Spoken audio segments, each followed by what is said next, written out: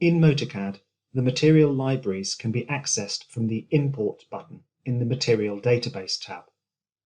Choose your class of materials, select individual materials of interest, and click Import Selected.